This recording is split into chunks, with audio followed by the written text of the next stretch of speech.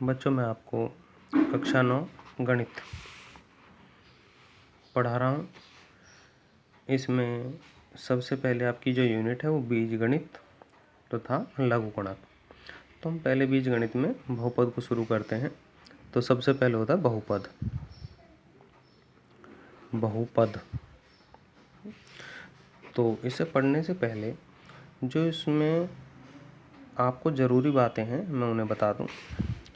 तो इसमें आपको एक तो ज़रूरत पड़ेगी चर। चर वो राशि होती हैं जिनके मान अनिश्चित होते हैं, यानी कि जो अज्ञात राशि होती हैं, जैसे x, y, z इस तरह की। एक होता है आपका अचर।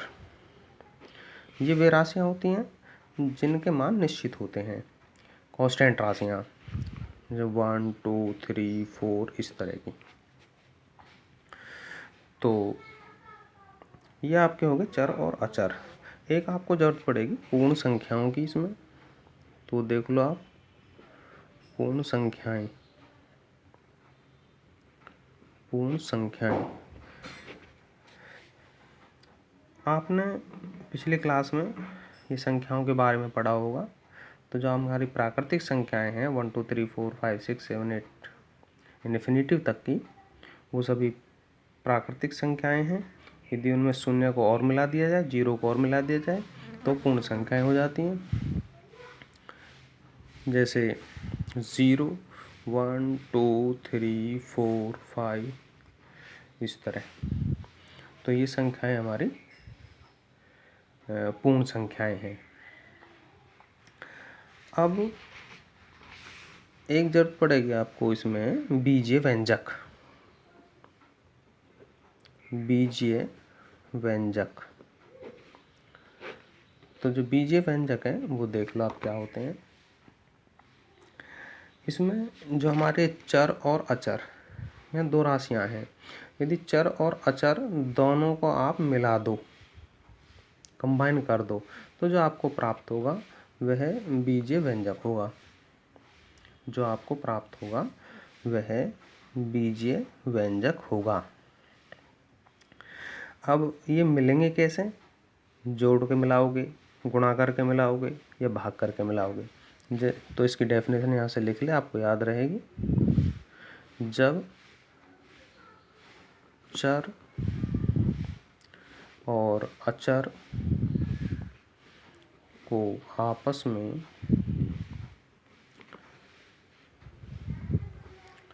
जोड़, गुणा व भाग के द्वारा संयुक्त रूप से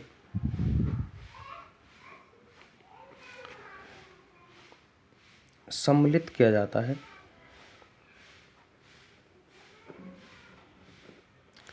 सम्मिलित करके जो प्राप्त होता है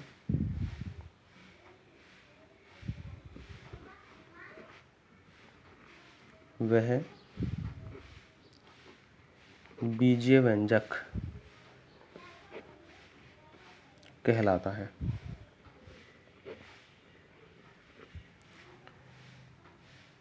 जैसे इसके लिए उदाहरण देख लें आप। जैसे आपका 4x है, इसमें देखिए आप, यह चर राशि, ये चर राशि, दोनों के बीच में मल्टीप्लाई है, तो ये गुणा होकर क्या बन रहा है 4x। तो जो हमको 4x प्राप्त हो रहा है वो हमारा क्या हो गया, बीजीय व्यंजक। इसी तरह और भी हो सकते हैं, इतने बना सकते हो आप, 4x² + 3x + 2। तो इस तरह के जो हमारे फंक्शन होंगे वो बीजीय व्यंजक कहलाएंगे। अब बात आती है बहुपद की। बहुपद क्या होते हैं? बहुपद, तो बहुपद में हम क्या देखना है हमको, जो बीजीय व्यंजक हैं उन्हें ही हम बहुपद कहते हैं। बशर्ते इसके लिए एक शर्त है कि जो चर हैं उनकी जो पावर होंगी, घातें होंगी, वो पूर्ण संख्या हों। उनकी जो घातें हैं वो पूर्ण संख्या हों, यानी कि ऐसे बीजीय व्यंजक जिनमें चर राशियों के घात या घातांक पूर्ण संख्या हों बहुपद कहलाते हैं। ऐसे बीजीय व्यंजक जिनमें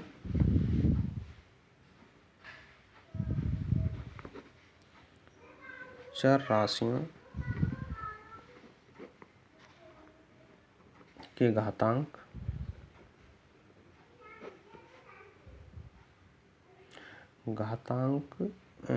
पूर्ण संख्या हों।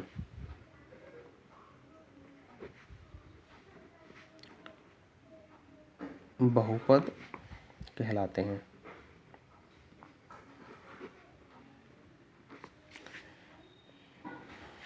इसके बाद आता है बहुपद के प्रकार। बहुपद के प्रकार, तो यहाँ जो बहुपद के जो प्रकार हैं, इनका जो वर्गीकरण है, एक तो पदों की संख्या के आधार पर किया हुआ है और एक घातों की संख्याओं के आधार पर। तो आप देखो, यहाँ बताऊँ मैं, पदों की संख्या के आधार पर बहुपद के प्रकार बताऊं तो इसमें एक तो होता है एक पदीय बहुपद। एक पदीय बहुपद जैसे आपका x स्क्वायर हो, 2x हो, जिनमें केवल एक ही पद हो, तो वे कहलाएंगे आपके एक पदीय बहुपद। दूसरा होता है आपका द्विपदीय बहुपद। द्विपदीय बहुपद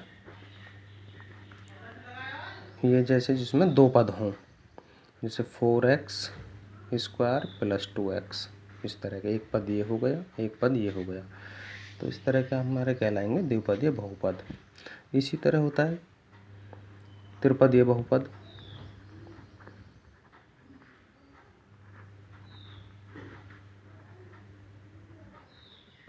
जिसमें तीन पद हों, 4x स्क्वायर 3x प्लस 2, एक पद, दो पद, तीन पद। तो जिनमें तीन पद हों वे त्रिपदीय बहुपद, जिनमें दो पद हों वे द्विपदीय बहुपद, जिनमें एक पद हो वे एक पदीय बहुपद। एक होता है इसमें शून्य बहुपद। शून्य बहुपद, इसमें यदि थोड़ा लिख दूं मैं इसमें, यदि चर राशि का गुणांक शून्य हो,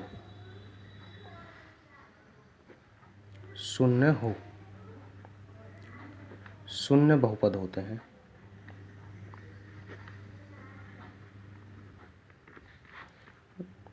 उदाहरण दूं मैं इसका, जैसे 0x स्क्वायर, इस तरह की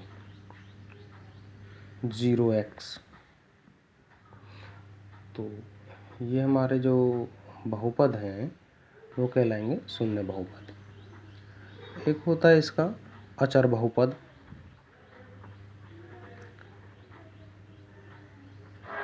अचर बहुपद, अचर बहुपद में जो इस तरह के होते हैं, जैसे 7 या 2, तो इस तरह के जो बहुपद होंगे वो अचर बहुपद कहलाएंगे। दूसरा आपका प्रकार होगा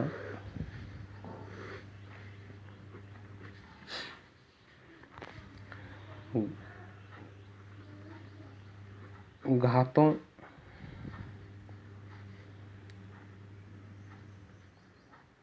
की संख्या के आधार पर।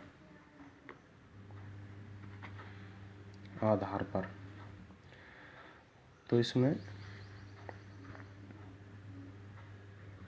एक तो होगा भैया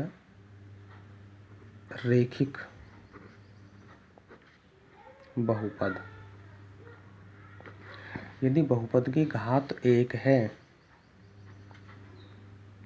इसमें घात देखेंगे, यदि बहुपद की घात 1 है तो उसे कहेंगे रैखिक बहुपद। दूसरा देवघात बहुपद, देवघात बहुपद। यदि बहुपद की घात 2 है तो देवघात बहुपद। इसी तरह त्रिघात बहुपद। यदि बहुपद की घात 3 है तो वो कहलाएगा त्रिघात बहुपद। तो ये मैंने इसकी बेसिक नॉलेज आपको बता दी। एक बार फिर देख लें। चर जिनके अनिश्चित मान होते हैं, अचर जिनके निश्चित मान होते हैं, पूर्ण संख्या 0 से लेकर 1 2 3 4 5 6 अनंत तक होती हैं। बीजीय व्यंजक, यदि चर और अचर राशियों का आपस में संयुक्त कर दिया जाए तो जो आपको प्राप्त होगा वह बीजीय व्यंजक प्राप्त होगा, बीजीय व्यंजक कहलाएगा। इसके मैंने आपको एग्जाम्पल दे दी। जैसे आपका 4x है, 4 और x के बीच में मल्टीप्लिकेशन है, मल्टीप्लाई है, तो इन दोनों का संयुक्त रूप क्या हो गया 4x, तो ये हमारा क्या है बीजीय व्यंजक। दूसरा आपका ये है बहुपद, ऐसे बीजीय व्यंजक जिनमें चर राशियों के घातांक पूर्ण संख्या हो। आपको केवल घात देखनी है, कोई भी आपको फंक्शन दिया हुआ है, आपको उसकी घात देखनी है। यदि जो घातें हैं ये एक पूर्ण संख्या हो, इनमें से हो कोई भी, तो आप सीधे बोल दो कि वह एक बहुपद है। यहाँ मैंने आपको बहुपद के प्रकार बता दिए। बहुपद के प्रकार यानी कि इनका वर्गीकरण 2 प्रकार से किया हुआ है। एक तो पदों की संख्या के आधार पर, दूसरा घातों की संख्या के आधार पर। तो जो पदों की संख्या के आधार पर वर्गीकरण है, उसमें यदि बहुपद में केवल एक ही पद है तो एक पदीय बहुपद, 2 पद हैं 2 पदीय बहुपद, 3 पद हैं 3 पदीय बहुपद।